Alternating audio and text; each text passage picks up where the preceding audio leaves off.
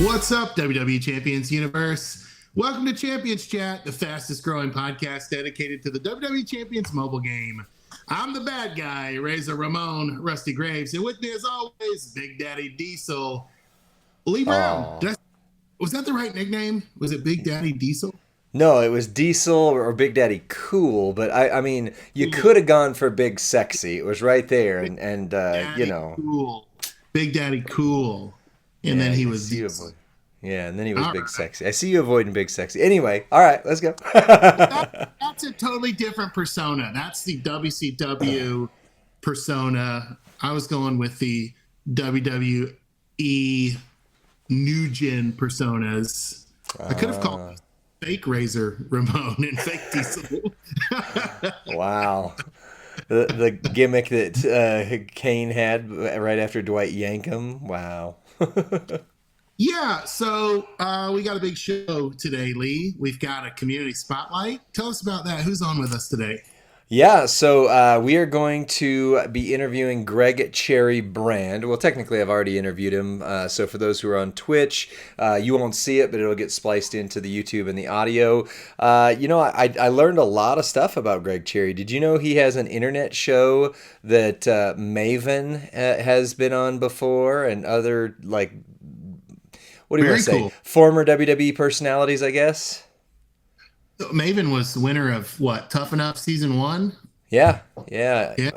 So, Ejected the Undertaker from the Royal Rumble and then got beat up for it because Taker was mad that Maven got him out. was he supposed to do that? Did he keep a receipt about that? I get well, yeah. I mean, it was like storyline wise, I'm pretty sure he was supposed to, but Undertaker was like, "How dare this rookie eliminate Big Evil from the ring?" So yeah, Right. Right. Well, Lee, our friend McDuck out there in the community said our content is actually at its best when we're talking about the basically gameplay or user experience. So we're going to try to do that today. We're going to talk through some of the basics that people may not be doing. cool.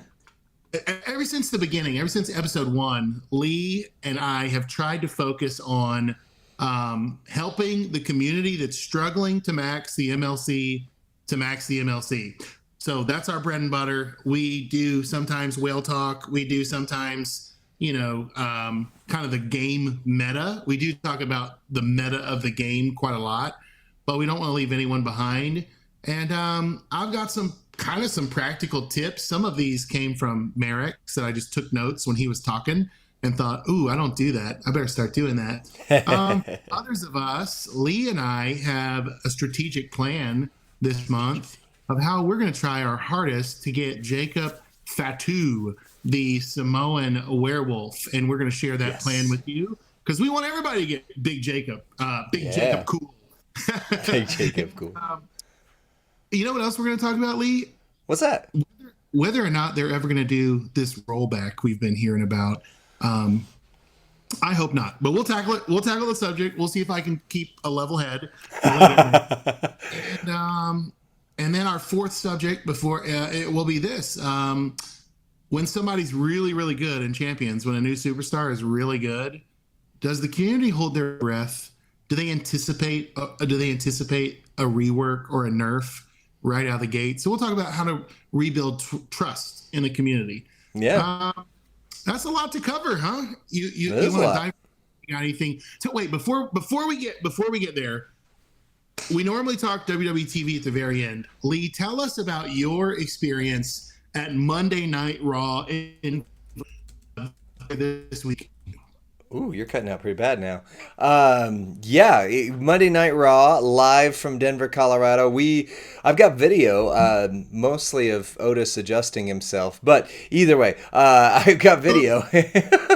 And mommy, I've got the after party video where basically this time around it was just Damien and mommy and Jay Uso all yeeting for 5 minutes straight. But it is interesting seeing Rhea Ripley yeet for a bit, but it was good. We were way up in the nosebleeds. I did get a little bit of a video. The boy that we showed, the kind of the heartwarming video where he was like all excited about going to Raw. I think the funnest part or the funniest part was just saw him right afterwards. We were coming out the tunnels the same time, same place, and was like, "What'd you think?" And he was like, he had put so much of his heart and energy into it that you could Yeah. tell like he was just starting to crash. He was like, it was so good. And then and then he kind of got a little emotional. It was great. Yeah, homie couldn't hang with us, big dogs. He hit the wall at Raw. That's awesome.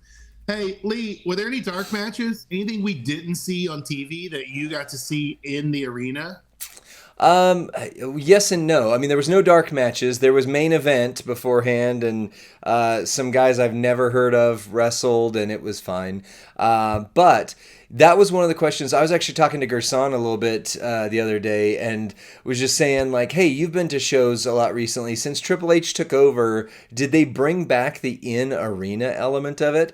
And what I mean by that is when I used to go to WCW shows, when I went to WWE live shows before, there was like even right before the 2020 Thunderdome era, I went in 2018, I think it was, because it was the Dean Ambrose retirement tour, and literally they ignored the crowd, like the people here, like in the room. They just ignored it. Like literally the screens would just go to commercial. They'd come back. There was no interaction. Whereas before, like, I mean, if I had cell phone footage of it, I could have gotten Triple H canceled years ago for things that they just did like off the cuff in the arena, and Oh like my him and God. Ric Flair yucking it up. But I'm glad to say this time around, that was somewhat back. I mean, it was more like when you go to another sports event and they do the cam thing. But there was Oh, like the couples cam, there was the DX cam, and they had everybody doing the chops. There was the, that's nice. so they had some of that kind of stuff. There was the yeet cam. There was the, but it was, I mean, it was a step in the right direction. But I still Okay. remember, like, for example, one of my first events I ever went to was WCW Thunder taping. It was the night, if you go back on the WWE Network, where DDP gets arrested and the Wolfpack are kind of like their second or third night that they'd ever been around. But Wow. after the show, they had Goldberg versus the Big Show, or the Giant as he was at the time, and it was like non-televised, didn't go. It was just for us, right? And that was a Right. big deal. Like we got to see Yeah. Goldberg, but yeah, none of that. It just kind of ended, and I mean, like I say, it was 5 minutes of Rhea Ripley doing this. So when we saw Rhea Ripley at our little house show in Charleston, two things I noticed. Number one is she didn't wear makeup at all. She came out Whoa. kind of like natural Rhea. And I was Okay. like, that's interesting. The other thing was she was very profane. She was flipping off the crowd. She was Wow. cussing. I was like, that's not usually on TV. Now this was like 2 years ago when Right. She was it was still bad. a fairly PG product they were putting out. So like going to a house show felt like you're getting the uncensored version. Right. It would be really cool to be at a TV taping.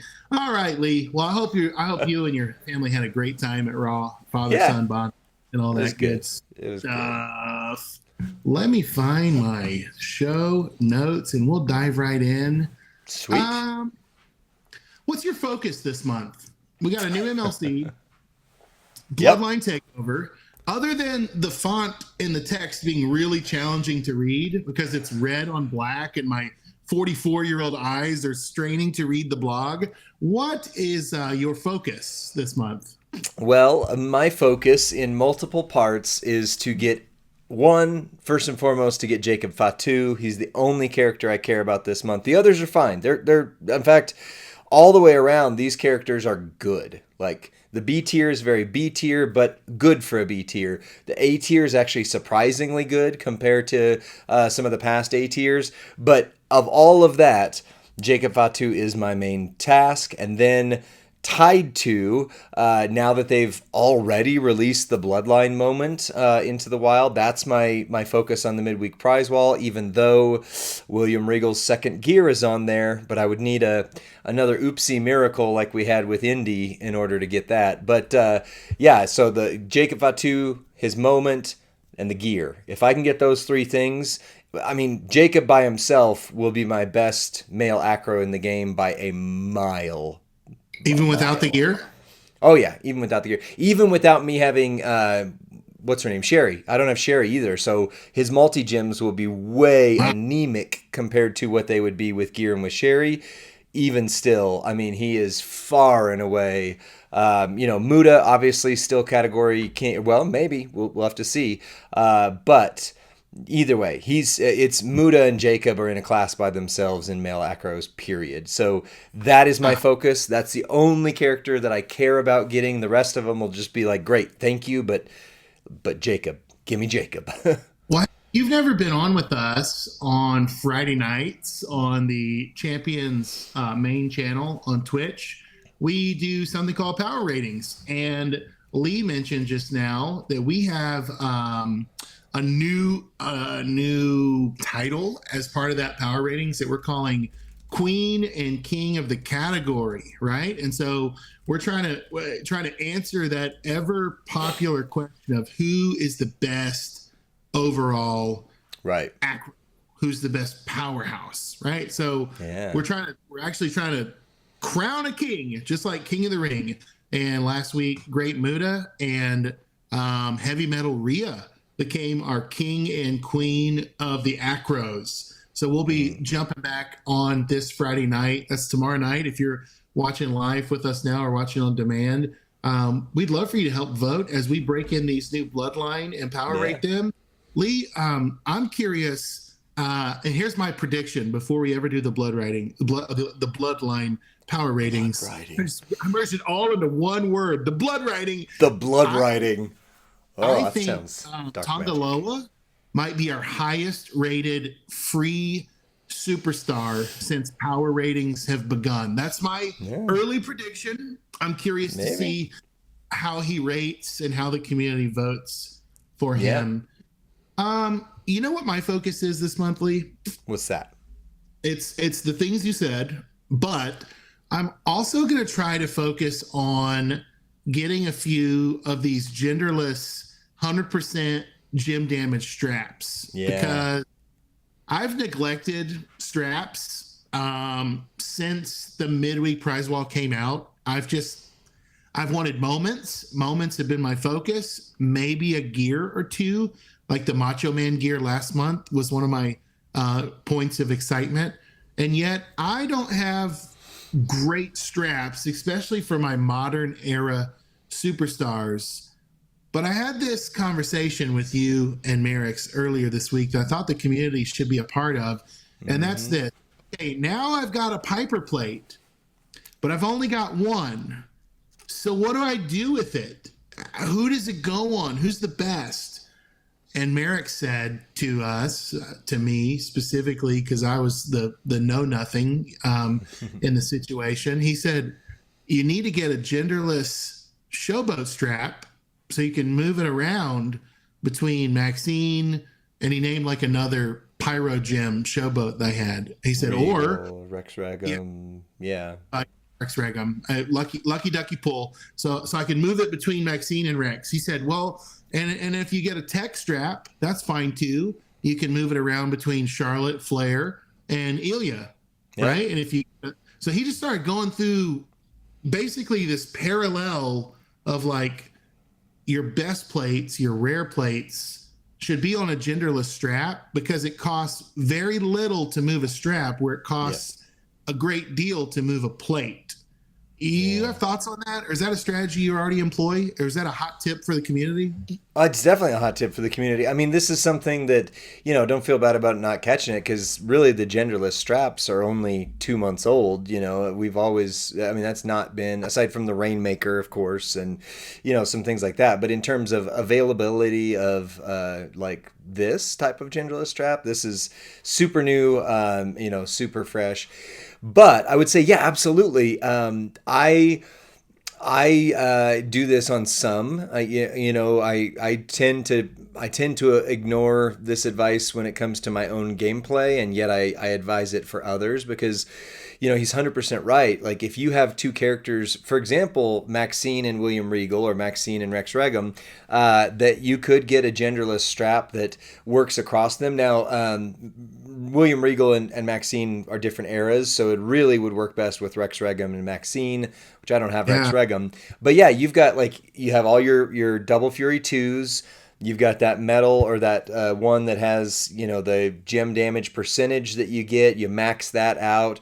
That saves you resources there. And then instead of having to spend, let's say 2 or 3 of your plate mover chips every single time, 20 or 30, I guess is the proper nomenclature. But instead of doing that every single time you want to use one of them to their max ability, because you don't often use them together, you just swap the strap between the two of them. And you're right, it costs a little bit of your belt currency, but no plate mover currency, no metal bits, nothing crazy like that. And suddenly you've got one plate that now has 2 purposes, as opposed to, like, for example, I've got now 2 Piper plates after last month. One of them is on Maxine, and the other one is on William Regal, but I'm not moving them. Like, if somebody else uses them, that's great. I'm not moving them because Poor Ilya. Those are You're not my going to focus. put one on Ilya? I don't have Ilya, first of all. On Piper herself. Oh, sorry to salt the wound. Hey, Lee, as someone who's taken the Piper plate journey with me, and you've had a friend that regretted not grabbing the Piper plate when it was initially offered for free, Lee, already we're getting some chat today on Twitch that's asking, I've already got a few emblems. Should I be thinking about Omas? Should I be looking at the 6 gold loot coins, or should I take a Piper plate? Lee, why don't you address that?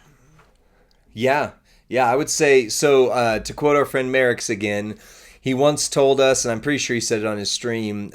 He said he had at the time 2 or 3 Piper plates. He said, out of all the things I want in the game, it's a 3rd Piper plate. And if I could take anything else in the game, it'd be a 4th Piper plate. And if I could take anything else in the game, it might be a 5th Piper plate. Because the reality is now, the Piper plate, I mean, there's so many people that use Pyros. There are just so many characters that it just makes amazing. That being said, the characters that do Pyro into yellow, which, Rex Regum, Regal, a couple of those guys, those are the ones that use the most of it. The LA Knight plate would actually be a better get for certain characters like Terry Funk. What I expect is that they're going to create the LA Knight Piper plate version of Pyro plus green and Pyro plus purple, because a Pyro plus green plate for the characters from last month would be insane, and Pyro plus purple for the characters this month would be insane. But barring that being out, probably the biggest thing you can do for your roster is get a Piper plate. So if you have, if you're going to max the MLC and you're going to get those 4 emblems, I don't see a reality where that's not the right move. I will share from my side of things, I'm actually struggling with that. I do have 2 Piper plates. A 3rd Piper plate, again, would be game-changing still, even for me. But there are so many characters in the 6-star gold loot that I don't have that are in there now that it's going to be a toss-up. It's going to be a toss-up. The allure, see, this is why we call ourselves fools for pools, because the allure of the loot is strong, and yet a bird in the hand is worth 2 in the bush, right? A Piper plate in the hand is worth a great Muda in the bush. You know what I'm saying? Yeah, because you can't guarantee that you're going to get that. There's no guarantees with the loot ever. It's for adrenaline junkies. It's for gambling addicts. It's for people that like to live on the edge and take a chance.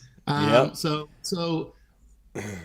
why don't we take a little detour from our show notes just to tackle this? Because I believe the Piper plate is such a get, and so do you. And we have people writing in our chat and in our factions and in our faction families and in our server that would say, well, I don't even have my first Piper plate. Right. So how can we help the community? Let's go back to our bread and butter. How can we help them max this MLC to guarantee they will get a Piper plate? And we can rapid fire this. I'll throw out the first one. I'll throw out the first MLC max is this. Do all your blitzes. Claim your blitz tickets every time they reset. I think they reset every 12 hours or every 16 hours during the week long. I've already claimed 2 or 3 batches of Blitz tickets and completed, I believe I completed 3 Blitzes. There's MLC points in the Blitz. There's collection contest things in the Blitz. You have to do the basics. If you want to get the stuff, the weekend contest is for fun. The weekend contest is for rewards, but the weekend contest does not help you max the MLC. So if you're going to, I'll hit the Blitz. Unless you get one of the characters. Right. Well, good point. Fair point. Yeah. But otherwise, yeah, absolutely. So for and let's just assume a free to play, right? On a free to play level, if you're thinking about spending it all, something like the backstage pass might help you get to max the MLC faster than a loot pull. Yeah. Right? Hand worth 2 in the bush. So if you're thinking about some low spending that's going to help you just a little, I have to think that backstage pass might be, if you don't, or if you've never bought it, what if you tried this month to get to, with the backstage pass? I think it's $10, $5 a week, $10 a week. $10 a week. And don't go crazy if you're free to play. But what if you gave that a shot just to get the momentum rolling? And I'm going to kick it to Lee, but it's always easier to max the next MLC after you've maxed the previous, right? So you got the momentum rolling. Maybe the backstage pass is a hack for some of you that don't max and don't buy it.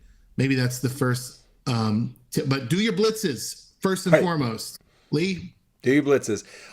Secondly, I would say, make sure you're in the right faction for you. We've got multiple episodes about faction life, so go back and check those out on Spotify, Apple Music, and YouTube. But what I mean by that is if you are trying to max the event and that is your goal, you need to be in a faction that completes the milestones on almost all faction events. And so usually that would mean a top 100 faction, maybe top 50 if you can swing that high. But basically, we talk a lot about rewards-based factions versus family-first-based factions.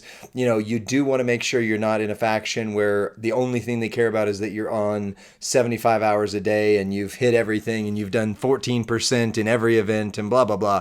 But, if you can swing 1% in most events, you could pretty well get into a top, maybe 50-ish faction. And the top 50 should be pretty close to, if not accomplishing every single faction milestone that's out there. Now, there are certain events that nobody maxes. Like there's events that even TNM and Woken and Toxic Mafia and others don't max because they're designed to just get you to go after the leaderboard. But especially the weekly ones, the ones that happen all the time throughout and give MLC points, you want to be in a faction that gets every milestone because otherwise you're just, if that's your goal, if you're trying to max the MLC, that's one of the biggest ways you're going to do it. Sandeep says, yes, I only buy the King of Kings and the Backstage Pass in every month, and it helps me complete the MLC. So, good. Derek, 1985 says this, hey, it may not be a bad week to start trivia back up if you haven't keeping up with it.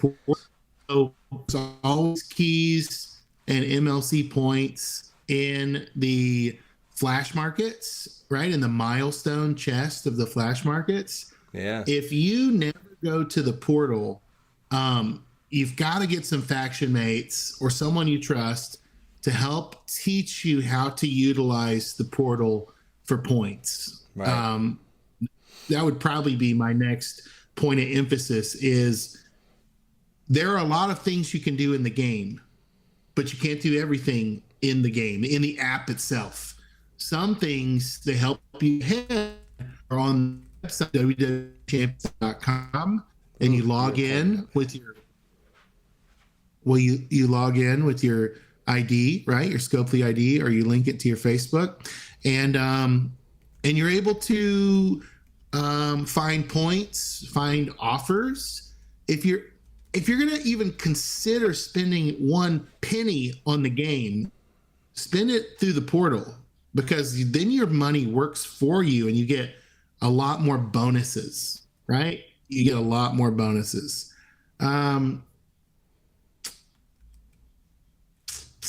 I think I'll do two back to back. Do your Okay. tours. Do Yeah. your tours. This is like if you don't have the CSS for the tour, the backstage pass spits them out, right? Or they're usually in the portal for free. So don't neglect those currently 3 people in the game that will help you get MLC points on the tours. Don't neglect those tours. Back to you, Lee. I mean, I think overall, like you said, participate in all events, make sure you're in a good faction, pay attention to where the points are is my probably last big one. Because, we've got a whole episode, actually 2, on this topic in our backlog. Some of it's changed with the 6-star gold meta and then the way they redid the MLCs especially. But pay attention to where the points are. For example, the Master Manager is going to have a decent amount of points plus shards towards characters. I get that that's a big resource drain. I think it's meant to be, to be quite honest.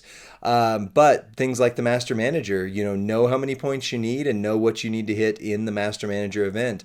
Pay attention to the contests that come out, the midweek contest, the Monday, Tuesday contest. This month, you've got the Rosie contest. You're going to have, once you have Tongaloa and Rosie, you can participate in a showdown. And, maybe it's not directly giving you points, but, kind of tied to the points are the resources, because your Master Manager requires you to use resources to get points.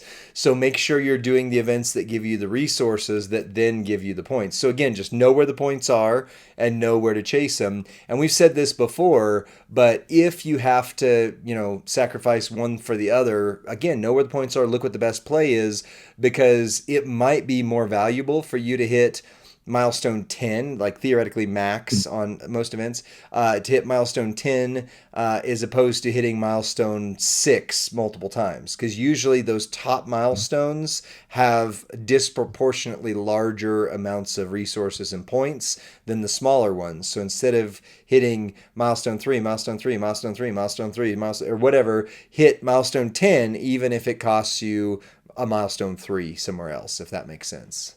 What's up, Man, Zandal? that's really good. Hey, Lee, let me throw out one more. Okay.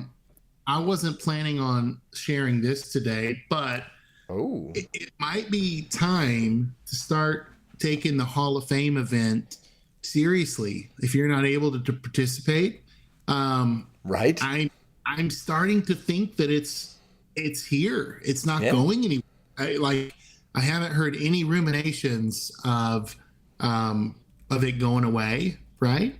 And so maybe you have to approach it like Boss Battle. When Boss Battle first started, I remember people saying, I can't do the Boss Battle. I can't even get past level whatever 13 on Boss Battle because I don't have someone. B-Rock, try to refresh your browser and see if that helps. Is anybody else getting an echo? But I think the Hall of Fame event might need to be something, because Hall of Fame seem like evergreen superstars. I don't think they're going anywhere anytime soon. And so if you haven't invested anything at all in those, you may have to look into that. Yep. I agree. And I mean, it used to be the Hall of Gold and then that disappeared. But, I think at this point, unless it changes, but it, still might not, might be the same for a while. Getting 7 Hall of Fame characters to 6-star is the way forward. Just any 7, just use your Master Manager tour, use your talent ups. If you don't have 7 Hall of Fame characters to 6-star bronze, get them there. The Hall of Fame ones are I don't want to use the word easy because that's demeaning to certain people who struggle with this, but it's the most likely that you can take a Hall of Fame character up, even more so than an IOW or than a regular token character. The Hall of Fame tokens are fairly more abundant and have been. Plus their resources, you can use. You get a lot more shot. Like Hall of Fame Nikki Bella, right? They gave her away at 6-star bronze one time, but I mean it Mm. seems like they give away a lot more Hall of Fame shards, especially the older ones. And if all you can get is the older ones up there, who cares? I don't. I've got Hall of Fame Lita 6-star gold on my roster because I needed a 6-star gold character in the female chaotic class, and I had a billion shards of her. So, if you've got a lot of shards of a character, I don't care if they're a good fighter. Just get 7 to 6-star bronze as soon as you can. Right. Yeah, I think it's deserving of our attention because I don't see them phasing this out. Now, please don't be Yeah. angry if they do, and then next month you're like, "What? I Right. finally leveled up." Lee, so weeks 1 and 2 this month. As we looked at the shard journeys of the MLC blog, did it look to you like the front end of this month mattered a lot more, or do you feel like it's almost like it's weighted towards weeks 1 and 2 based on what we're wanting and what we're hoping to get out of this month? Yeah, I'm really intrigued by this month. Make sure you go back and watch our ECW entire contest walkthrough video. For one, because it's not got as many views as they normally do, and I mean, it's not like we're motivated by views, but dang, it helps. But go back and watch it a couple times. But it does feel like, especially the first 2 weeks of this month, are very front loaded with shards for all of the characters. When they started this format, in my mind, it's like, okay, week 1, they'll focus on the B tier plus gear. Week 2, they'll focus on the A tier. Week 3, the S tier. And then the final week, they're focused on the S plus tier. It's not that. Like, it is something entirely different where this weekend, if I remember correctly, there's like the most shards of Jacob Fatu out of any of the weekends, but then his Right. gear will come like the 4th weekend. There's also Tamatanga is having his debut contest this weekend, and then Tangaloa plus gear. So, and plus, we have no inside information on this, but everyone can look in game in the Superstar Collection contest and see that it says for the mystery superstar for this month, it says we're going to give you the information on Friday. So I would expect that tonight's blog, which we will have a weekend contest walkthrough for tonight, it'll go live at 10 Mountain Time, midnight Eastern, to respect those who read the blog and give them that 2-hour head start. I'm expecting that we're going to see the fifth character for this month this week, which would theoretically mean that this weekend you could get Tangaloa's gear, Tamatanga in the debut for the loot, plus the 5th mystery superstar. Like, this weekend alone already feels like it is the weekend to pay attention to. And then next weekend has, the shard debut for another. Like, it's these first 2 weeks feel very front loaded. We'll see what happens. Maybe I'm wrong, but it does feel like going hard early is the play, and subject to change, but that's what it feels like. Yeah. So my speculation is, Lee, we are being given a roadmap to get the things that we can see. We don't have a roadmap for the things we can't see. Meaning, I think the front end of the month is weighted towards Solo and Jacob, because I have a feeling that the back end of the month is going to be weighted towards whoever this surprise superstar is. Yeah, And why are they releasing this week then? I think there's going to be a second. I think I think there's going to be 2.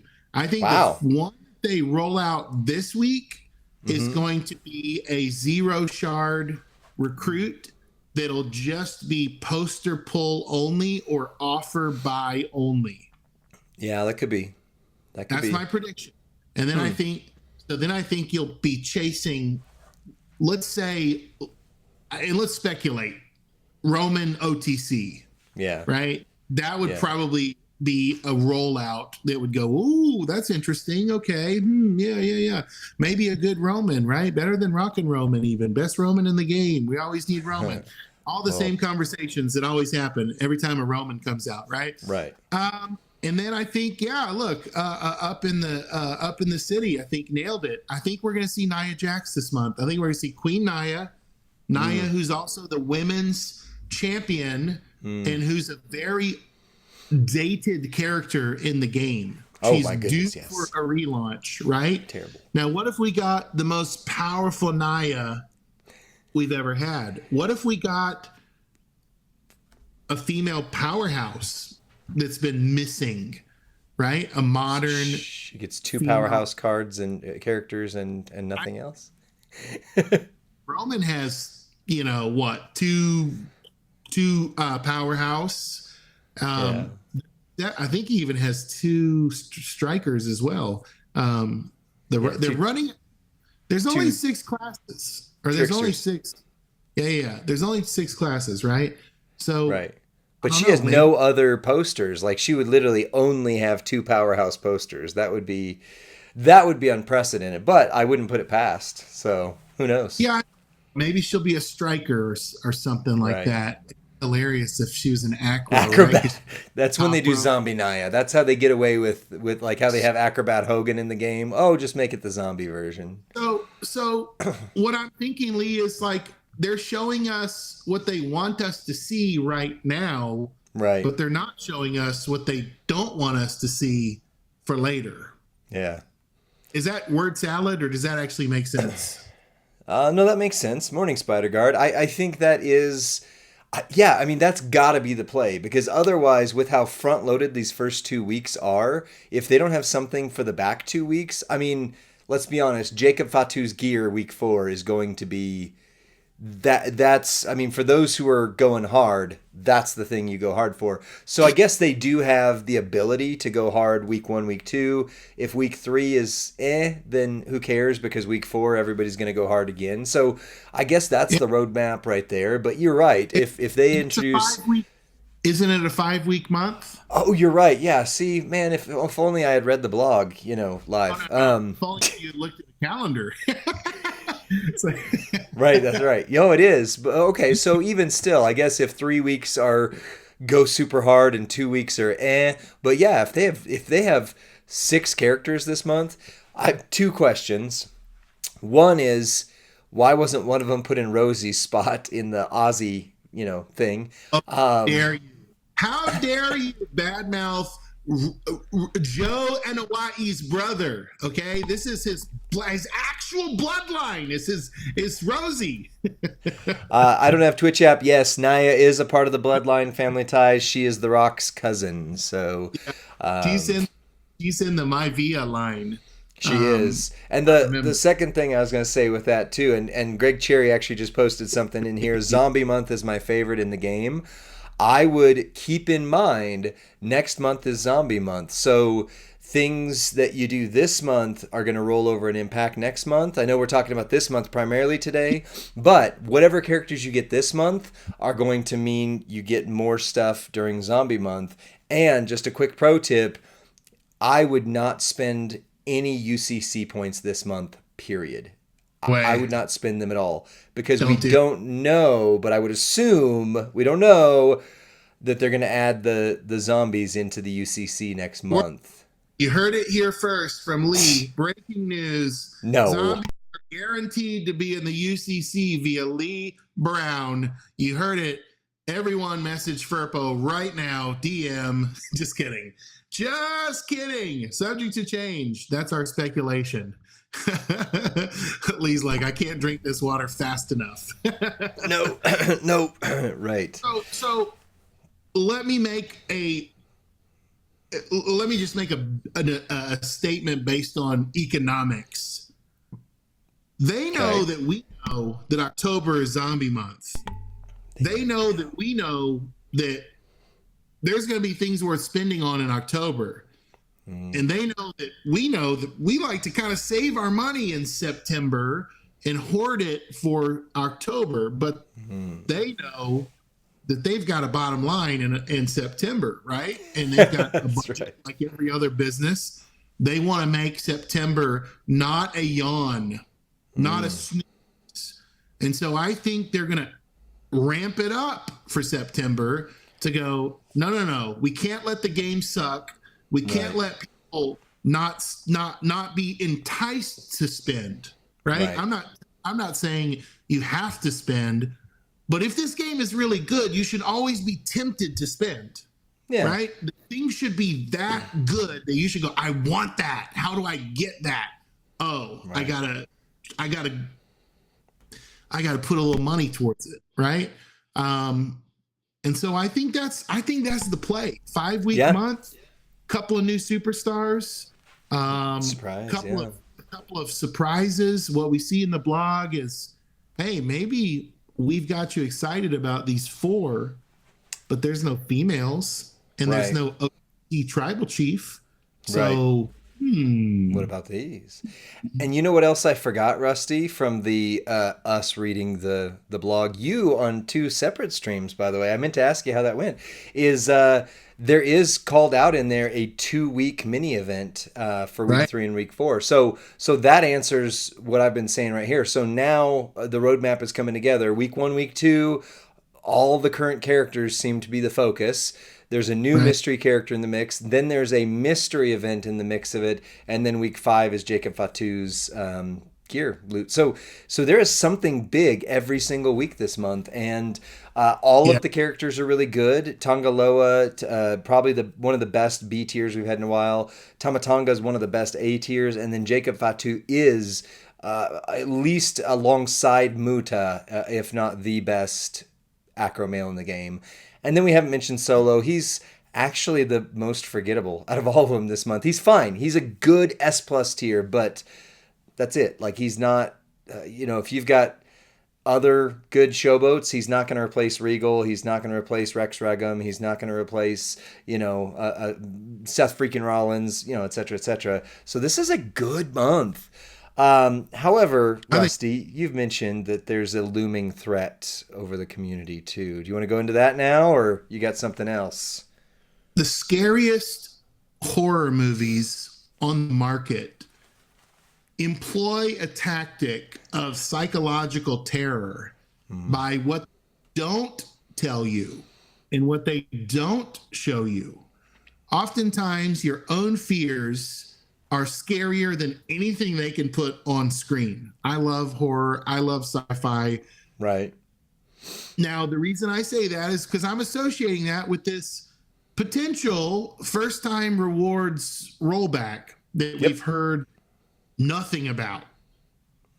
So one of 2 things is happening. Number 1, nothing's going to happen. You can rest easy. You can exhale. You can keep everything that you harvested in the game, whether it's a little or a lot. That's scenario 1. Scenario 1 is, now, if scenario 1 were going to happen, I would hope they would tell us. Yeah. So that we exhale. So that we could invest those resources in our superstars via feud talent up, however. Yeah. But scenario 2 is there is a plan in place. There has been a decision made, and it will affect the community. Yep. And it feels like, to me, like we're sitting outside the principal's office waiting for him to call us in. And that pit of your stomach feeling of, how much trouble am I going to get in for this? Right. Feels like the collective tone of the community regarding this. Now, personally, I am kind of an early bird, so I did not.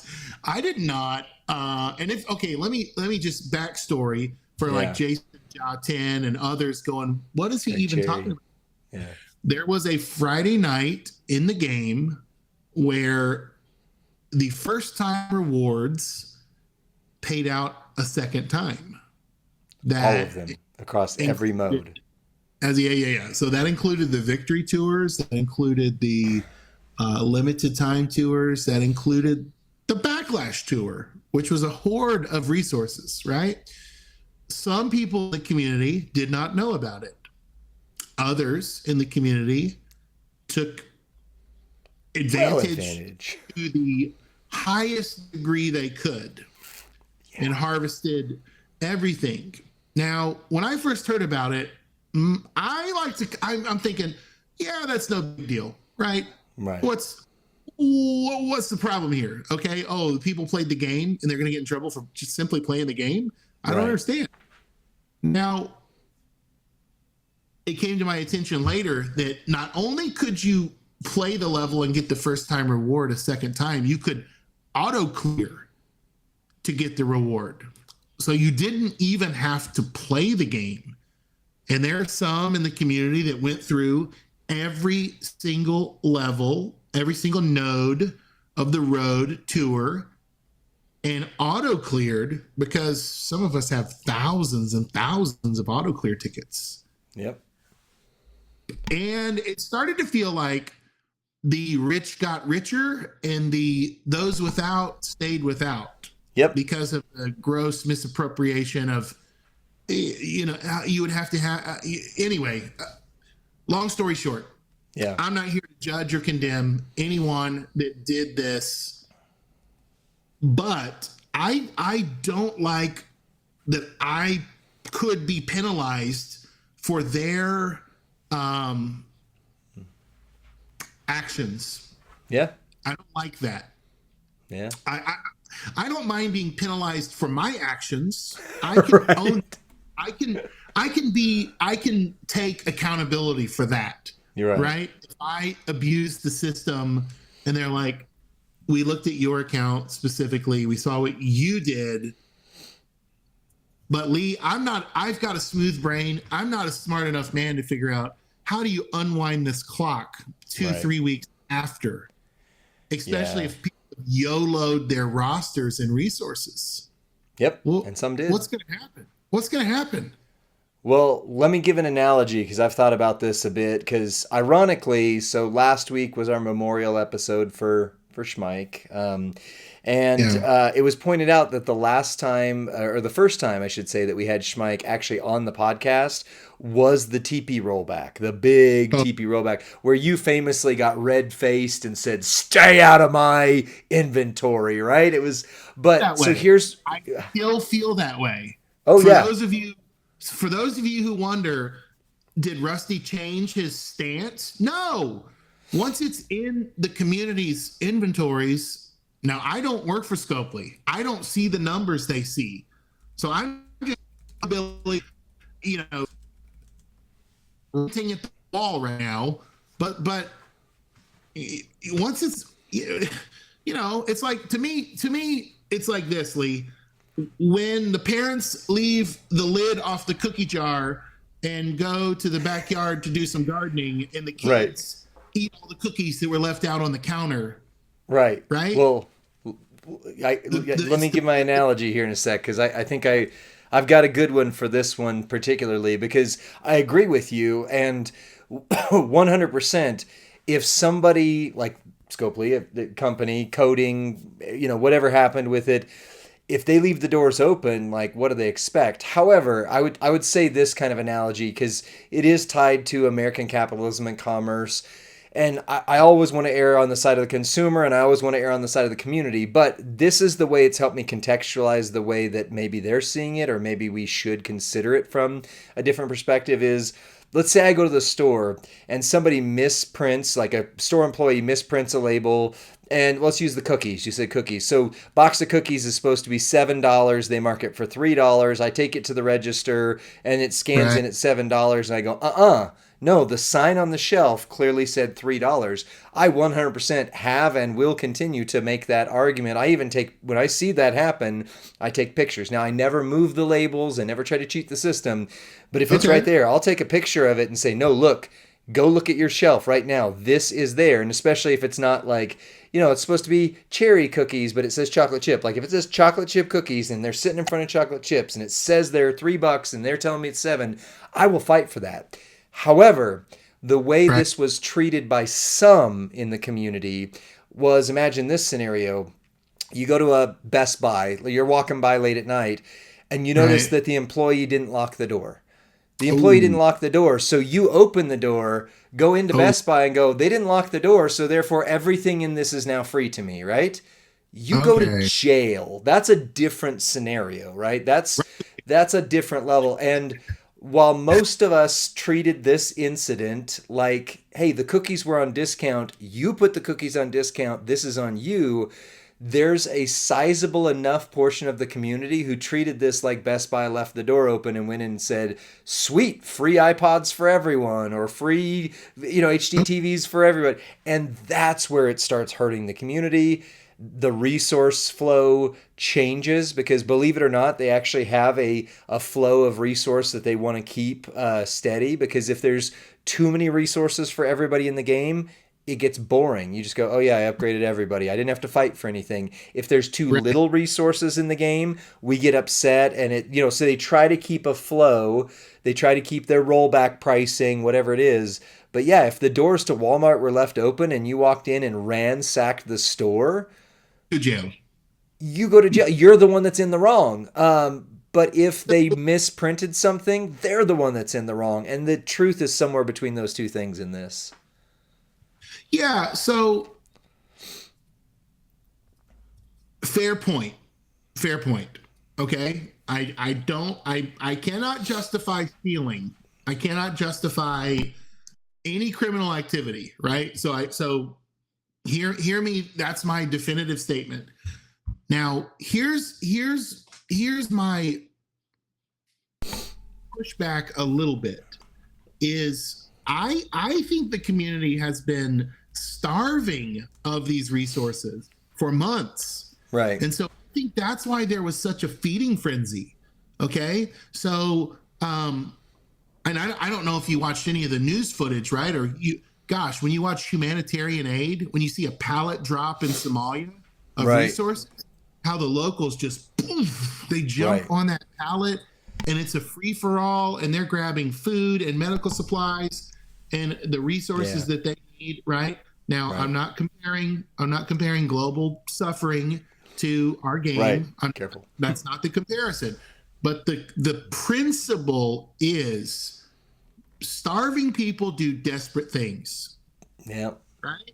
And I think the TP in the game has been missing for a few months to keep up with the requirements of the 6-star meta. Therefore, I think that caused some desperation whenever people found out they could do this. They went in like, I don't know when the next time I'll get this TP is, right? And so I think there was kind of a Black Friday, running up the aisles, fighting over the discount TVs kind of situation.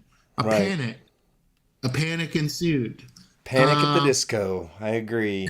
I've been listening to my early 2000s Scene Kid mix, and I love it. Yeah. I miss the guys that sang those songs absolutely worshipped these women that they were in love with. And so that's why I like it, is the emo music. These guys were just so sweet. They were so sweet on the 80s. Okay. Well, so Lee, you got to finish. Go ahead. You finish yours. Then I got something after. I want to finish the thought here by saying, I don't see a win here. Mm-hmm. I don't win. I don't either. This feels like a lose-lose situation. Yep. If you don't do anything, those who got nothing got totally screwed. Right. And if you do something drastic, those that already had scarcity of resources get double screwed, right? So it's like, I don't know what the win is. I'm not as mad about this. I probably should be, but it's because I don't know what's going to happen. Sure. That I don't want to forecast my anger, right? I don't want to forecast my outrage. Right. So, yeah. I don't know. I do know this. I did some research on casinos, posted on nearly every slot machine in the U.S., is if there's ever a malfunction with the machine, it says all pay and all play has been nullified. Right. The contractual agreement that we're making with you to play this game is void if there's a malfunction with the game. Right. That kind of softens the blow when I think about this game a little bit. Well, if the game malfunctions, I guess the play and the pay could be voided, right? Right. Well, think about it this way. Somebody else put in the chat. We're talking about one very specific game, but across the industry, Call of Duty's famous for this, a few others. If there's an exploit, even if, whoever, Bungie, for Destiny or whatever, even if the company accidentally opened up a loophole, if people willfully exploit it to the degree that some people did in here, they actually permaban them from all servers, period. Wow.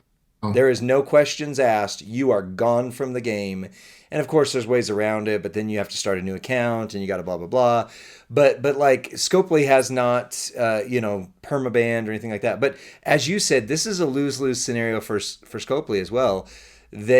Whatever happened that they allowed, let's not say caused, because obviously I don't think they intentionally went, haha, let's reset this and see what happens. But something happened that got them. And now the community is also in a got situation. And like you said, no matter what, if they ignore it, it screws up the economy of the game. People who cheat or exploit tend to do it more because there have been other exploits in this game that people have called out and said, hey, that's not fair. Like that player or this loophole needs to be fixed. Otherwise, it screws everyone. And so I think all of us understand, like, yes, we all want to get something we shouldn't have, please. But we also know if somebody's exploiting or screwing over others because they've gotten this loophole, we do want them to be punished. So there's this weird balance in us for justice for those who got too much. But if we're the ones who got a little too much, well, please have mercy. So there's that balance. And Scopely's got both of those things they have to hold. And to answer Jason Jaw's question, yes, they are working on the resolution. Yes, we do know that they have one that they're considering in place. No, we don't know what it is. No, we don't know a timeline. No, we don't know any other details. And I'm not sure I even knew that, Lee. So thanks for the update. No, that's fine. That's great. It's in channels that you can see. You assume I read all those channels all the time. So. You're good. You're good. But, yeah. Here's the principle though, Lee, that I think we've got to discuss a little bit before we get to our community spotlight. Oh yeah. How do we rebuild trust with the community? Right. Let me reword it. How do we rebuild trust within the community? Yeah. Right? Because now every time a new superstar comes out that's really good or has gear or a plate that's really good, the community holds their breath, right, and assumes they're going to get a nerf or a rework, and it's like, and I see it happen in real time on Twitch or on the streams where it's like, oh, he's good, he's too good, keep it secret. Hopefully, the content creators don't make any videos this week or so. There's this really strange. There is. Like, we want things to be good, but not too good. And if they are too good, they may be not as good. Right. It feels like there's just is there a way to fix this? I mean, again, I think it's like we're going back to The Office, the American version of The Office, right? Option 7 is win, win, win, and that's what we all want.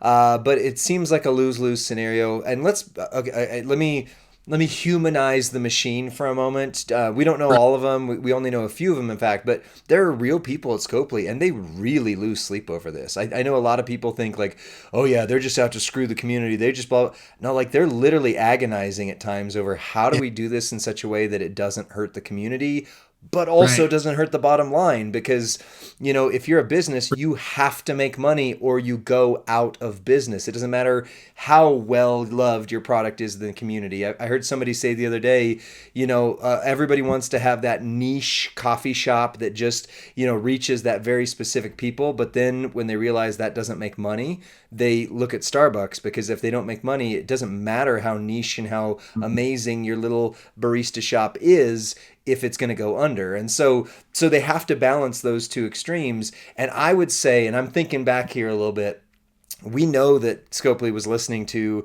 our episode when we did the outrage over the TP rollback.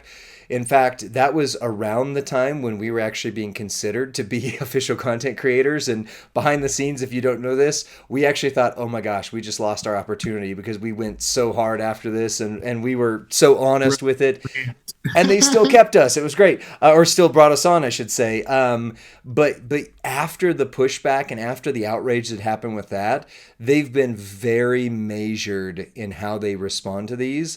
And I would say their track record got really good for a while. I mean, there were a few of these oopsies, like the Piper Plate one and some of those where the resolution was absolutely the best outcome. And that's what I'm hoping for in this. I'm hoping for the best outcome we could possibly have. I always remember the October Zombie Prize Wall as like maybe the best, I don't know, in-game moment or community fix. Yeah, That last yeah. October. So That was amazing. so Lee, okay, right? I think rebuilding trust is going to take some work, but it's going to take some work with the community to Yeah. not be so speculative. No, not speculative. Suspicious. To not be so suspicious or to assume the worst Right. in every situation. I think it's going to take some work on Scopely's part about just minimizing the glitches and the oopsies and also just they've done an increasingly better job of transparency. I think transparency is what people are asking for. They just want to know. So what's going to happen, right? So yeah, we've got Can a I? long way to go. Of course. Right. What one last? In fact, I'm typing it out in the chat. But let me just say two things real quick. One, Stinger JD, all caps. They should just refresh the tours for all players who didn't get to do it and have a set time for it. Fairness for all. So here's what I'm typing, and I'm not going to finish typing because I'm going to say it out loud now. Is I would love that. The knock-on effect is, again, they have a certain flow of economy that they have to keep, and all games do this. This isn't just Scopely. Like I played Gallahorn. I played Destiny for years. They had to nerf the Gallahorn because that rocket launcher was so powerful. It was game breaking, and it made the game just not fun. You just walked in and went boom, boom, boom, boom, boom. Everything's dead. I win, and people stopped playing because they had the best thing. And there was no, recourse. It was just easy button all the way around. People don't play when things are too easy. However, that being said, and in addition to that, this broke the economy for some. There are literally some people in the game who got 1 to 2 years worth of resources out of this glitch. The other thing I would say, and I think you said it, Rusty, and it's absolutely key to hear. You said, I know what I did, and I'm okay if they take back what I did, but I don't want to pay for somebody else's mistakes. And I think that's the attitude we should have. I exploited a couple of tours. I did not do the whole tour. I did like a couple of victory tour matches and a couple things for that weekend event or whatever twice, and called it good and said, okay, that's all I'm doing. I'm out. If they take back what I did, 100% fair, and I need to treat it that way. I need to recognize I exploited something that wasn't supposed to be exploited.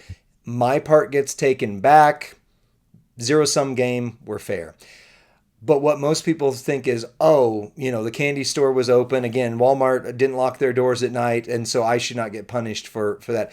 You should be culpable for your own actions in this, but the balance shouldn't be, it shouldn't be where they take back a lot more than you did or they whatever. And if they're willing to overlook it, that's fantastic. I love that. I would rather the community not have to give anything back and we just say, hey, let's just move on from this.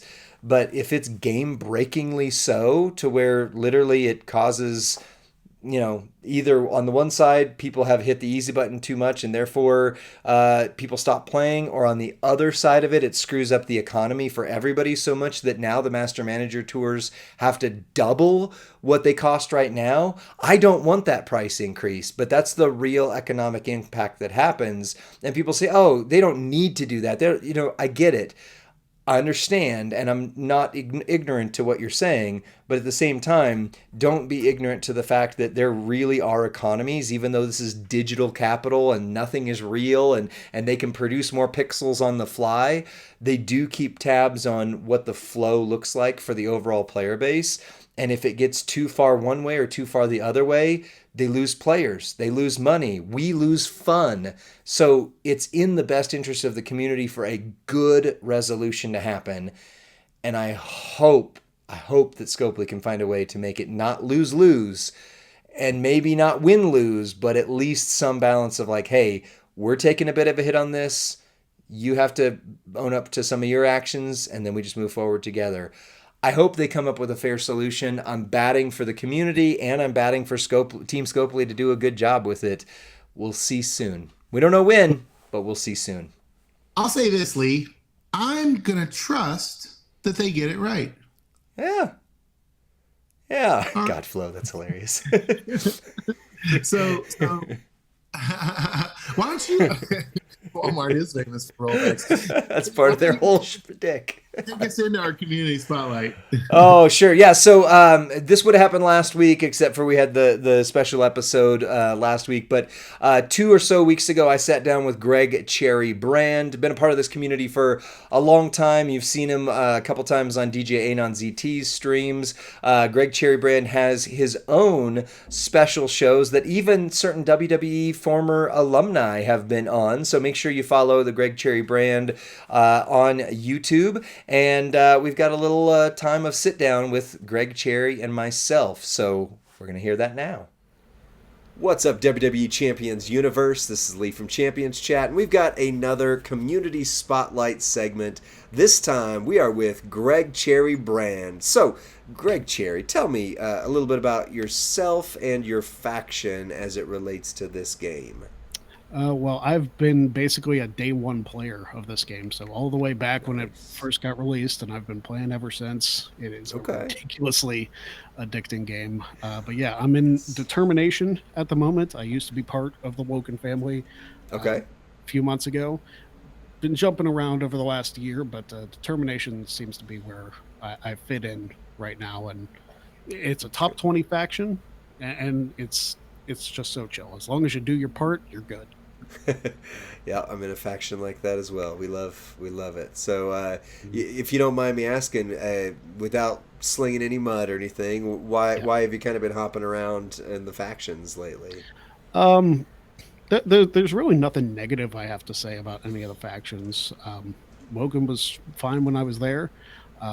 It was just I got invited by somebody who I've become good friends with, Johnny Skulls. Don't know if you know him. But he's been a buddy of mine for several years in this game, so I'm in a faction with him. Yep. Okay, sweet. Well, now you said you've been a day one player. Tell me, what if you were to compare the game when it very first came out to now? What are the things that are the most surprising to you? Like, if you could go back and talk to yourself 7 years ago and say, first off, you're going to be playing this game 7 years from now, but secondly, could you imagine, whatever? I mean, the game has just expanded so much from what it initially was. I mean, I remember back when you could pull loot using the T-shirts that you got through like the Gauntlet Blitz back in the day. That's how far I go back. So to see the evolution from 3-star characters all the way up to now 6-star gold is just absolutely insane. The different modes that I've offered. I lived through the invasion years. Months, I guess I should say, because that feature didn't last too long. Right. But yeah, it's insane to see how far this game has come in all that time. Yeah. Well, then, kind of on that topic, I 100% agree. I didn't play day one, but I've been around for 5.5 to 6 of those 7 years. What would you say you like the most that's kind of been changed? And what are you struggling with that you wish was a little more like it used to be? Well, I really like the addition of Faction Boss. I think that's one of my new favorite monthly events Okay. because there's a lot of strategy involved. And typically, yeah, I'm the one that has to be carried. Probably going to be the same for this upcoming one because Kevin Owens is nerfed, but hey, what can you do?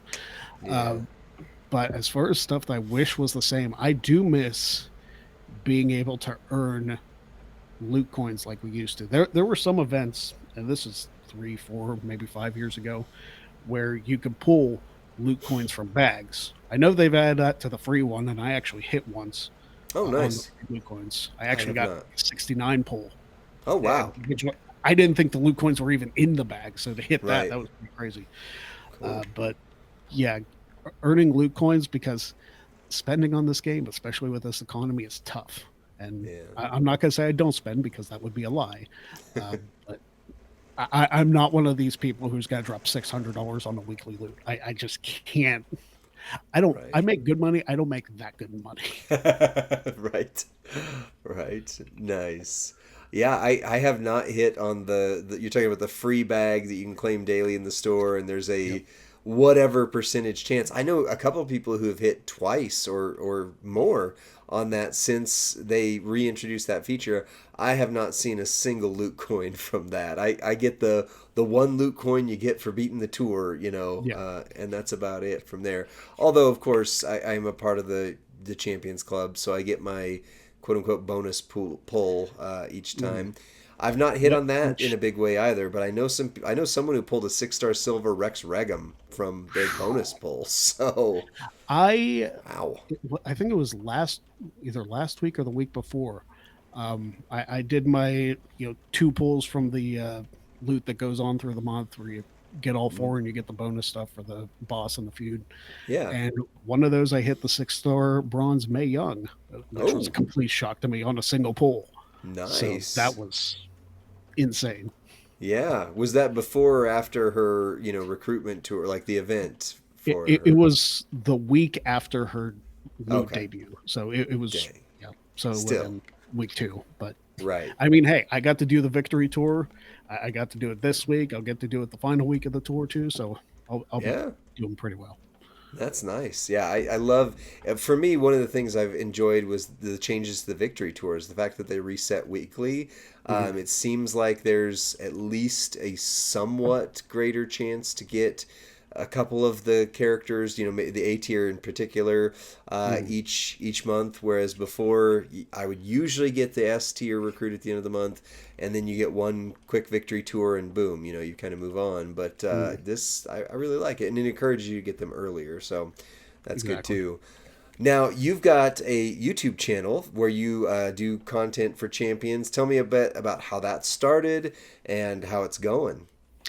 So the Greg Cherry brand actually really started when I lost my job during the pandemic, Oh, and I was not really doing a whole lot. So I yeah, was trying to think, what could I do? I've got all this equipment that I can use. I don't really talk to many people outside of our general circle. So it's like, you know what? I'm going to start my own show. Start my nice, own talk show, and we're just about to celebrate the 4 year. Actually, it might have just passed already. The 4 year anniversary of that show, um, nice. which is completely crazy to think about. I also host a couple game shows over there. I host a wrestling game show. I host a Nickelodeon style game show, and I also upload Champions content, which is typically just my good loot pulls. Right. So that's why they're few and far between. Uh, but Yeah. I've actually the last couple months of loot have hit pretty well. Like that player's choice loot was Hmm. really good for me.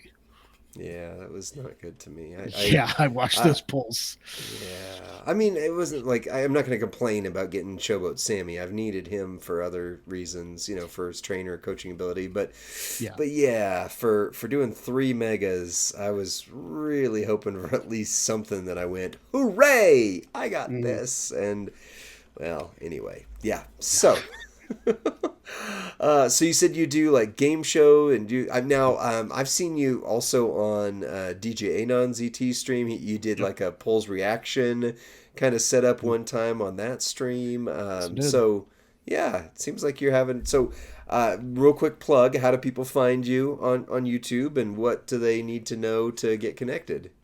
Basically, if you want to find me, go to @GregCherryBrand on really any social media: TikTok, YouTube, Twitter, X, Instagram. I'm the same across the board. It's very easy to find me. If you can find me in one place, you can find me in pretty much any one. Okay, sweet. Sweet. And you said you make mostly Champions content there. What other kind of content, like the Nickelodeon style stuff, Mm. do you most enjoy doing? Well, the Nickelodeon style game show is something I created back when I was in college. Okay. So I got to do the show live in a studio there. And Wow.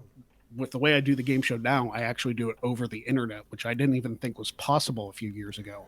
But Right. I tried it out and I just had so much fun with it. It's now an every 3 month thing that I bring it back and just shoot an episode. We have a lot of fun. That's awesome. And forgive my ignorance, but do you have regulars that are on there, or how does the setup work? Yeah, we have regulars. I try to get new people all the time. It's very hard with people's schedules to align everything with doing shows, especially a show like that, Yeah. because everybody, the way people are set up is they're typically in their shower because the game gets very messy, Nickelodeon style, of course. So So it, do you it, like it send them green slime, and when something happens, or do you have some like magic portal that you just drop the green slime on them wherever you are? Like, should listen, I be worried right now? if I had that magic portal, I think a lot of people would be in trouble, including myself. Uh, Nice. but no, it's actually pretty simple. They just get water, eggs, and a kind of syrup, and they're good to go. And then I handle everything else because it's a card game. So Okay. whoever is the unluckiest in the card game has to pour something over their head. Interesting. Mhm. Wow. Okay, so if there was like a so for example, I'm a fan of Doctor Who, and whenever I talk to Oh, somebody very who's like, cool. "Oh, I've never seen that show," I always say, "Okay, go to the episode called Blink. Watch that episode. If you like that, you know you're pretty well gonna like the show. If you don't like that, this might not be the right show for you." So, is there an episode that you're like, man, if you want to check out the Greg Cherry brand, like this is the episode to go to give it the best like overall feel? So my wrestling game show that I do called Jack of All Trades, I actually had Maven as a guest on that show back Wow. in June, and we were on the air with him for 3 hours, and it was absolutely fantastic. We had Wow. a phone call with wrestling interviewer Chris Van Vliet, like live Yeah. on the air. Uh, the Undertaker texted him while he was on the show. It was completely crazy stuff that is just, is this real life? This is happening on my channel right now. All this Yeah. stuff. So pretty That's crazy. that's awesome. I love that. I love that. I wish Scopely had some ways to connect their content creators to any of those type of people. Be like, hey, come check out. We've got, Yeah. Maven. We've got, Undertaker on there. That'd be a gift. Wow. Listen, I have been, every time we get one of those surveys in game, and I don't know how much pull people have, I always say, I would love to be a character in this game. Yeah. If you want to get me to spend on loot to recruit myself, I will do it. Right. Yeah, I've seen a number of polls. People say, "Hey, Gerson needs to be in the game. Merrick's Mm. needs to be in the game. Whatever." Like, Like, like both you and DJ and yeah, it, yeah, Goldie, Davy D. I would be, get a professor. professor. Yeah, you could have a skin. Oh, what if it was just a gear, right? Like if Yeah. they put Lanny Poffo, the genius, in there, and then made like a professor gear, that would be, Mm. yeah. Or Tamina, because Goldie's always saying, "Hey, got to put Tamina in there," and then like maybe Kevin Owens for Rusty and have a Rusty gear. I'm telling you, we're gonna make Scopely some money, or Exactly. everybody would be like, "Why would I want that?" Like, Do it for February for the 8th anniversary. Do a content creator, you know, you month, and then just everybody gets to be recruited during that right? month. It'll Oh, just I be love it. completely crazy. Yeah, that would be a lot of fun. I don't know. I've thrown the idea up the chain before. Like if there was a way to do some sort of a create a wrestler, like where I Yeah. mean even if it's like $10 and you get to import your face or something like Mhm. that. But I imagine with a game like this that would be quite difficult. So It would be very difficult. Not only that, I feel like a created character, unless Scopely made them themselves, it wouldn't ever be like a required character to Oh, use in the right, game, because you try to make them as OP as possible. It's like, well, we're not going to make right, it an MLC character, so right. it's just fun to use. Yeah, it is, but you never know. I mean, my suggestion was kind of like the my career type mode or whatever in 2K, where Mm. you start out as like a C tier character, and through spending, through grinding, you could get new parts, new whatever, new upgrades, and like unlock the character to where ultimately it becomes like an S plus tier character if you, of course, whale out is the answer. But Right. if you spend a ton, but again, I don't know that the format of this would actually support that, but. No, You I know. feel like it would just be so much data on them that they'd have to specifically create the character themselves rather than Right. give everybody the power to create a character. Yeah. Yeah. I get what Agreed. you're saying. It sounds cool. It sounds like a Right. good like story mode almost for that created character. It's a good idea. Yeah. I, It's just probably not gonna happen. yeah, Yeah. Then again, I never thought we'd have Ozzy Osbourne in the game either. So who knows, right? yeah, that's very But true. yeah. Well, crazy. Well, so with the show, you said you've been doing it a few years since the pandemic. Yeah. How has that experience treated you? Like, what did you always want to be a content creator, or is this something that kind of jumped up and bit you? Uh, so I've always had a dream over the last several years of being a game show host. So, like, Wow. obviously, I created my own, Right. have a couple going on my channel, but it always fascinated me being host of a show. So to have my Okay. own talk show, which is honestly the most relaxing hour of my week, Right. it's just so refreshing. I do it with a couple of my buddies, Jeff Meacham, Matty Laws, fantastic co-hosts, and it's just fun to have people on to just talk and relax and laugh, and it's Right. an hour that flies by every Wednesday, but it's a That's good time. awesome. And what do you guys talk about typically? Typically wrestling, typically American football. We go into a lot of that, Right. especially with the season coming up. Right. Uh, so the next probably 5 or 6 months are going to be dominated by football talk. So Nice. everybody who enjoys the wrestling will kind of have to take a back seat until probably about Royal Rumble time frame. Yeah, But and then you'll start back up on that. There you go. exactly. Who's your team, or do you have multiple? In the NFL, it's the Pittsburgh Steelers, and Okay. in college football, it's Notre Dame Fighting Irish. Okay. All right. Sounds good. Sounds good. So, I mentioned to you off air, and those who follow the podcast know I use a term that intentionally shows my hand on purpose. Like I say, I don't sports ball. I just I've never didn't grow up with it, didn't follow it much. I do Mhm. live in the town of the Broncos, which if that would be if we were talking in the 1990s, be like, oh, that's great, and now I'd be like, Yeah. oh, okay, how's that going for you? But I mean, they won a championship a few years ago. It's okay. yeah, it happens, right? There's just not been the best of. I mean, we've had some pretty. The Avalanche do really good for hockey. The Mhm. Nuggets sometimes do pretty good for basketball. We've got, Yeah. the Rockies are.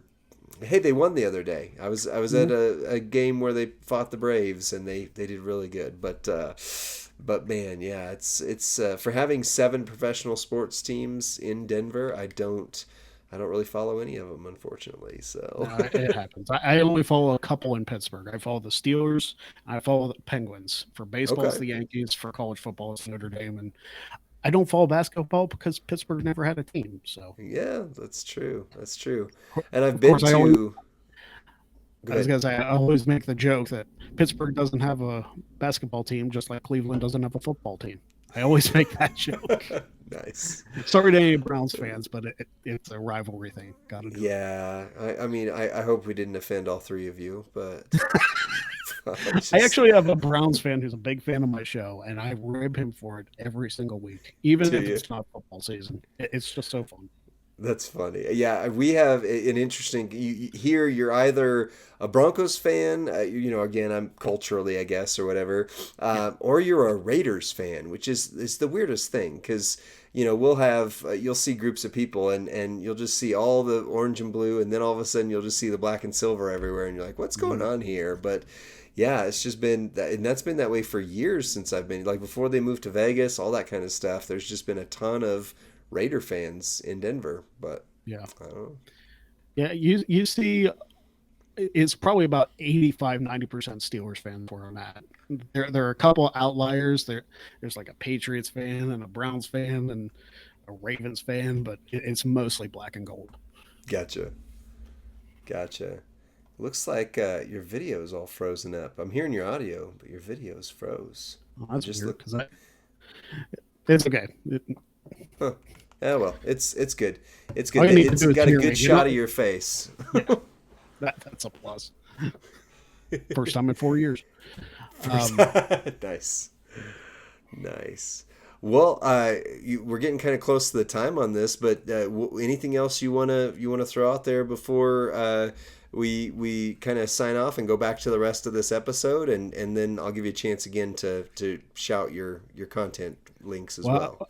I feel like a lot of people who know me in the Champions community are waiting for the honk because that's my big thing. I'm the goose. So Okay. honk. That's for everybody in the chat. So very much appreciated. And of course, just go follow me on all social media at Greg Cherry Brand. If you want to see me do the Deadpool Wolverine in sync dance, it's on my TikTok. So there you go. Oh, nice. Okay. The bye good one? Yeah, bye. I didn't say it's good, but go check it out anyway. But it's there. And right before you did the honk, your video came back and it's like crystal perfect. clear. So everybody got to see that live and in color. So yeah, well, awesome. Well, thanks for being on the Community Spotlight here. If you'd like to be on the Community Spotlight at some point, just reach out to us on Discord, and we'd love to chat with you. And now back to the episode of the Champions Chat podcast. That was a half a second blip for those who are on our Twitch stream, but for everybody else, you got to hear the whole thing. So if you're on Twitch with us right now, make sure you go back on YouTube and on the audio version of the podcast so you can hear Greg Cherry. But it was fun. It was really fun getting to sit down with Greg Cherry and do some conversation about the game. And do you know what Greg and I got to talk about, Rusty, that you would not expect? Magic the Gathering. No. No, you would expect that. No. Sports. Greg Cherry loves sports. In fact, once the season starts up, that's the focus. And he got me to talk about sports a little bit, which is I'm one of 3 human beings that have ever got me to talk about sports in my lifetime. So Lee lives in a city with all the professional sports. 7 professional teams in Denver, Colorado. Thank you very much. I can't believe it. What an embarrassment of riches, and he doesn't follow any of them. Yeah, do you want to tell the story real quick? You said something the other day when I was going to Raw, and you're like, yeah, it's at the Ball Arena where some weird name thing happens, and I was like, what the heck are you talking about? Who? It's where the Jokic, right? What's that? He's the MVP of the National Basketball Association, right? What's basketball? He's a Denver Nugget. He's a Serbian Olympian. I could go on and on about him. We're joking, like we're reacting to this. Literally, that's the way I was like, who is this? What are you talking about? And I mean, I've heard of the Denver Nuggets. They're in my city, but that's about it, man. Wow. Well, Lee, let's turn our attention to the real world of professional wrestling, a sport you do follow. That's right. I guess the saga continues. Just when I thought I didn't have to see any more Drew McIntyre versus CM Punk. The best storyline in the last 40 years is continuing, baby. I think it was the best match at Berlin as well. Yeah. Oh yeah. That match was so good. It was captivating. So this week on Monday Night Raw, Drew comes to the ring, rips the bracelet off, the bracelet that's been in contention, off of Punk, breaks the bracelet, shoves all the beads in his mouth, and then punches him in the mouth full of beads, causing a great loss of blood from his oral cavity. Lee, what say you to these actions? Well, I was there. I was live, baby, live in Denver, Colorado. It was interesting. It's funny because I was like 3rd tier up, so high enough away that I could see like this overview of the whole ring and things like that.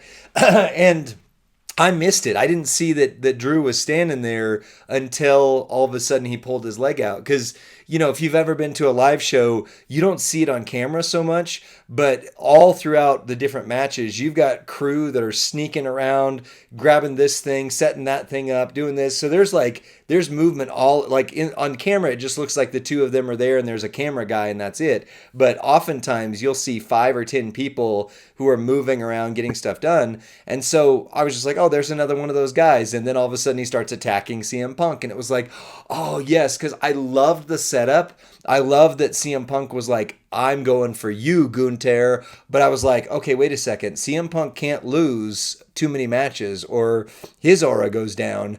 And Gunther needs to have a lengthy, accomplished title reign to make this title that he has mean anything, because nobody who's held it has brought any prestige to it whatsoever. It's now got prestige. It now really feels like a world title belt. And I just missed it. He just surprise attacked. It was great. 2 thoughts. Number 1, my buddy Zandow in the chat, I think this is heading towards a Hell in a Cell match. I agree. The only way they can settle this, right? In the cage, no escape, no holds barred, no rules, no consequences. Let them just bludgeon one another. Number 2, and I just think that's inevitable. Number 2, right. I think that your boy Gunther is about to go on a streak and become the new legend killer. And the streak began with dethroning the original legend killer, who is now the legend, Randall Cornelius Orton. Uncle Cornelius. Right? I agree. So you heard it here first, folks. I think Gunther is on a collision course with John Cena. Ooh, that would be fun. You think Cena's gonna dethrone him to break Ric Flair's title or record wins or? Oh, okay. Nope. I think that'll be the final loss of John Cena's career, where he could have gotten there and doesn't make it. Ooh, that's good. I like that. I don't know if that's the story. I don't know. I don't know how he does it, but I just think they're going to build him as the legend killer. I think we're going to see what other legends would still be hanging around that would actually matter. Yeah. Right? Yeah. I agree. I agree, and I don't disagree. I think Gunther needs a long title run. I think Gunther deserves a long title run. And I think it's interesting to have a long title run, especially because, it's been said before, but I mean, Kevin Nash talks about it when he's referring to Cody Rhodes.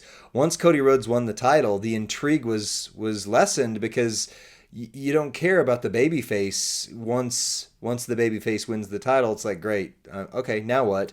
But when the heel has a title and becomes unstoppable, that's why Roman's, for as much as we disliked it at points, Roman's lengthy title reign, it got everybody going, oh, maybe it's Sammy, oh, maybe it's Jay, oh, maybe it's Cody, oh, maybe it's Rock. Like it created good story. And so if Cody's gonna continue to have the belt for a while over there, you need Gunther to be that counterpoint. And frankly, I think they should do a Clash of Champions type match between those two, and have not like belt for belt, like no belts on the line, have Gunther win there too. Let Gunther become the unstoppable monster, because then everybody who chases, you start to put your hope in Joe Hendry. You start to put your hope in Sami Zayn, even though I don't like Sami Zayn fighting Gunther again. Crazy. Whatever. But yeah. Could we see Brock Lesnar come out of dormancy and roll over to Gunther? I sure hope so. I mean, not that I hope he comes back, but if he does, I hope that they build a title match, a build thing where Gunther just flattens Lesnar. Competitive match, but what if we saw, former champion after former champion come out of the woodwork? That would be intriguing. Undertaker, Goldberg, right? Slay them all. Now, I'm probably dream booking all this. None of this will probably actually happen. Yeah. Yeah, who knows? But I will say, being live there were a few people who got really good pops, so to speak, like really got the audience going. Gunther was one of them. I mean, people were booing the snot on it. Not near as much as Dominic Mysterio. I mean, I can now say definitively, having been in the arena when one of these is happening, they may add some additional crowd noise to Dominic's, the boos you're hearing, but they were loud in the room. Like every single time he talked, everybody, boo, boo. I will also say, talking about former champions with this, I am on record as saying Damian Priest was an absolutely forgettable champion, and I just said nobody has established the belt. Damian Priest didn't establish that belt. That being said, his current babyface run, he got, and deservedly so, huge ovations in the ring. He came out 3 times. Every time, everybody was very much the only person who got a louder positive pop, because Dominic got a louder negative pop. The only person who got a louder positive pop the entire night was Jey Uso. Oh, I was gonna say Rhea. Oh well, yeah, Rhea did too. I guess, but because they were around the same. Yeah, you're right. You were right. Rhea definitely got louder pops. But are they really just cheering for Rhea? Well, Damian came out by himself a couple times, though, because he came out 3 times on that show, at least live. I haven't watched it on TV, but live he came out 3 times, and every time he got a huge, huge ovation. I think I'm starting to warm up to Damian Priest in this new run. I mean, maybe. I would like to see, here's what I always wanted to see. I've always wanted to see Damian be the charismatic leader of the LWO. Yeah, I think that. And I'm okay with them being heels or faces. I don't care. I would love to see LWO be a credible faction again. Right. I think that would be really, really cool. Agreed. And even, what if he took the best of like Angel, I was thinking of, Santos and Andrade. What if there was the elite LWO? Like, that would be phenomenal. LWO elite. We're not ripping off anybody else, I promise. Oh, I don't know. Oh gosh, I didn't even think about that. But just the bar. Right. Well, I think that's it for this episode. I gotta go here in a sec, so it's perfect. Crazy. They love the WWE talk. The Godflow wants to see Braun Breaker versus Gunther. That would be a heck of a match. That would be good.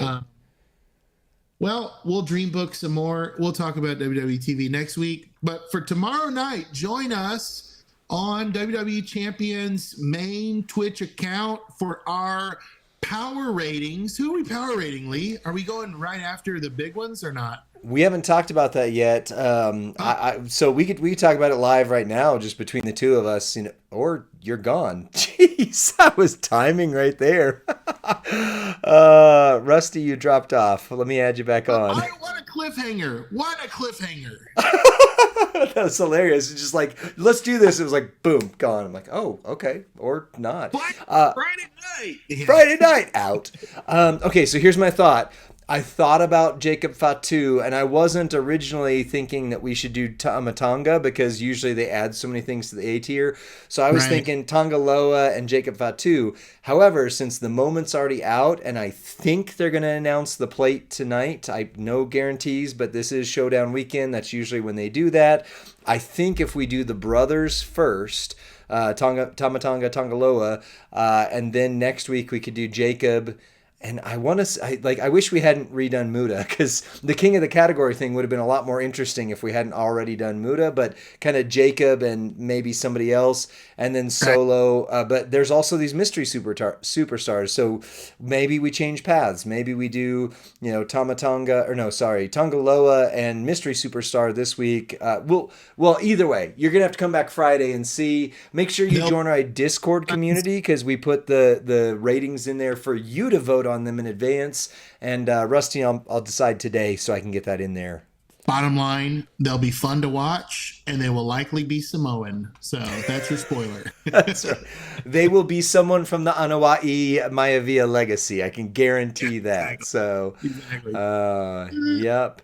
All right. Well, we've got to go. Yeah, thanks for joining us for this time. Make sure you join us Friday night on the official WWE Champions channel and enjoy this MLC because it seems like it's a really, really fun one.